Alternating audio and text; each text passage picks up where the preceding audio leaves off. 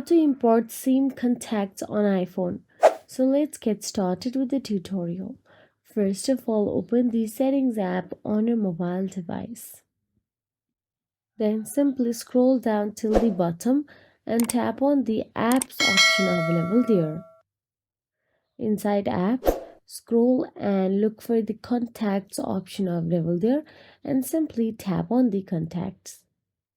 Now in there, scroll down till the bottom and there you can see Import SIM Contacts. Choose where you want to save them. iCloud means syncs all across the Apple devices, or on my iPhone, which stored locally on the device only. Now wait a few seconds, your iPhone will copy the contacts from your SIM into the chosen account. After import, you will find them in your Contacts app. And that is it. If you found this video helpful, please like, share and subscribe, and thank you so much for watching.